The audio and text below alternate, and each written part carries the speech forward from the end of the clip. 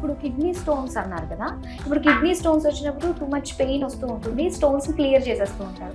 మళ్ళీ దానికి ఆ టెండెన్సీ ఉంటుందంటారు, మళ్ళీ మళ్ళీ స్టోన్స్ వచ్చే ఛాన్సెస్ ఉంటాయా? అంటే ఇప్పుడు కిడ్నీ స్టోన్స్ అనేది డెఫినెట్గా మన ఉండే ఎన్విరాన్మెంట్, మన లైఫ్ స్టైల్, మనం తినే ఆహారం దాన్ని బట్టి ఉంటుందన్నమాట. ఇప్పుడు అనుకోండి మనకు కిడ్నీ స్టోన్ ప్రాబ్లం వచ్చింది.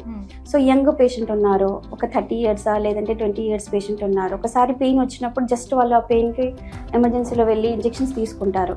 తర్వాత నొప్పి అయిపోయినాక ఇంకా వాళ్ళు దానికోసం ఏం చేయరు. మళ్ళీ ఎప్పుడో సంవత్సరానికి వాళ్ళకి మళ్ళీ పెయిన్ వచ్చినప్పుడు అప్పుడు మళ్ళీ డాక్టర్ని కన్సల్ట్ అవుతారు. Otherwise first time second time ఉన్నప్పుడు వాళ్ళు లైట్గా తీసుకొని జస్ట్ ఆ పెయిన్ కిల్లర్స్ తీసుకొని దాని గురించి ఏం వర్కప్ చేయరు. సో మోస్ట్లీ స్టోన్స్ అనుకోండి మన డైట్ గురించి ఉంటాయి, ప్లస్ మన ఎన్విరాన్మెంట్ ఉంటుంది, మన హైడ్రేషన్ స్టేటస్ ఏమి ఉంది దాని గురించి ఉంటుంది. మనం కరెక్ట్గా ఇప్పుడు ఫార్మర్స్ ఉంటారు, చాలా ఎండలో పనిచేస్తూ ఉంటారు.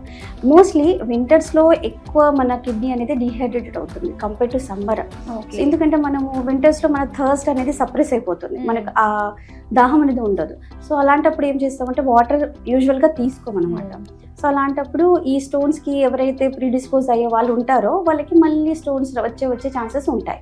స్టోన్స్కి కరెక్ట్ టైంలో ట్రీట్మెంట్ తీసుకోవాలి. ఒకవేళ రికరెంట్గా వస్తుంది అనుకోండి, మాటికి వస్తుంది అంటే అలాంటి టైంలో డాక్టర్ని కన్సల్ట్ అయ్యి, నెఫ్రాలజిస్ట్ని కన్సల్ట్ అయ్యి ఆ స్టోన్ రీజన్ ఏంటి ఆ వర్కప్ చేయించుకోవాలి. ఆ వర్కప్ అనేది ఉంటుంది. సో ఆ వర్కప్ చేయించుకుంటే మనం స్టోన్స్ని ప్రివెంట్ చేయొచ్చు, దానివల్ల వచ్చే కిడ్నీ డ్యామేజ్ని కూడా ప్రివెంట్ చేయొచ్చు. ఓకే.